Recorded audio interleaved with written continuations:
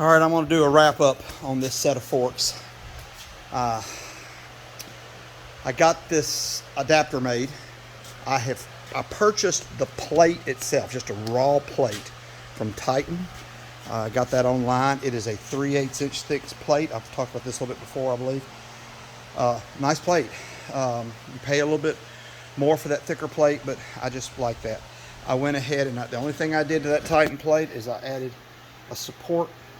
I'll call it a gusset, where I tied where this is welded on here. I wanted to add a little support here so that, you know, just any chance of this peeling up, I want to try to eliminate that. Probably doesn't need it. They've got a pretty big weld on this thing externally, but there is no internal weld. It's just welded here, but it's, so I just, for myself, I just like to overkill a little bit, put that on there.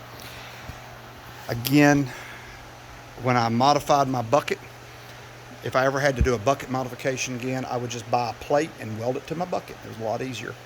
But it was a fun project to make my bucket modification. Again, on this, I have bought this skid steer adapter. Let me get my camera in there. Skid steer adapter from skidsteer.com. Universal adapter, ATI manufacturing. Model and serial number, you can see it right there. It's pretty heavy duty. I like it. Good heavy grease fitted locks. But what I did on the front of the plate, I just probably overkilled it, but it's just me. I didn't want to add a lot more weight by adding a whole sliding mechanism up here like a regular forklift. You see a lot of these forklift attachments being sold, and they've just got 2 points of contact. They usually piece a U-channel, and they weld it like here and here, and you stick your forks under it and go. But I wanted to make mine adjustable. So what I did, I went in and took 2.5 by 3 plate. I drilled holes in it, 11/16 holes for a 5/8 pin. The forks are made of 2 by 4 by 1/4 inch thick tubing. They're 4 feet long. You lose a little bit with the gusset here. I added these gussets in. There's 1/4 inch gussets just to give that joint.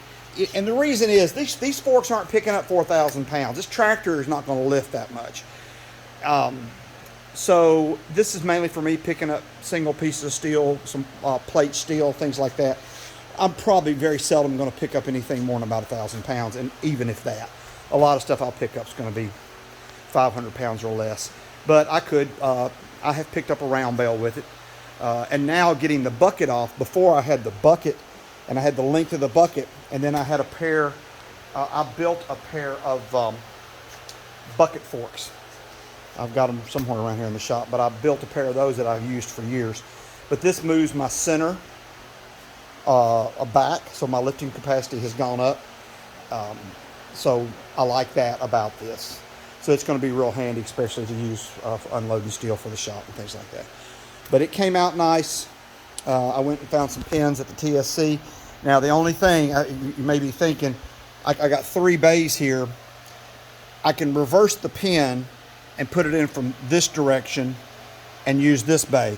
What I'm going to have to do is I'm going to get a long piece of 5/8 and have it on hand and just put a bend in on it. If I ever want to use the center bay, which this will go inside probably 90% of the pallets. I've got it set out wide because mostly I'm picking up, you know, things like that. You know, that's a 20-foot beam, 6x8. So I want my forks as wide as possible. So most of the time they're going to go here. But if I want to pick up just a pallet, but if I want to use this middle bay to give me just a little bit more width, but not too far, I'll just cut a piece of 5/8 rod and run it through there completely from one end to the other, and I'll make a pin for that. More than likely, I may not use the middle bay, but it is available if I wanted to.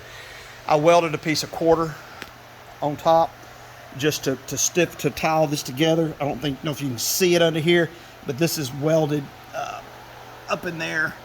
There are welds where that all ties together. Like I said, it's overbuilt for the capacity of the tractor, but that's me. So I think it's going to work out good. I added this piece of 1/2 inch by 1 on the bottom, again, just to stiffen those plates. The plates are there mainly to keep this twisting motion out. If you get a little twisting back and forth, it's just to keep the forks pretty secure there to tie them together. Put a hook on top, so I'm in the shop. I can just lift it off in the shop. More than likely, this is going to go, I don't know, it may be in the shop or it may be at the barn where I just run up there and grab it. And the quick attach is making that really nice.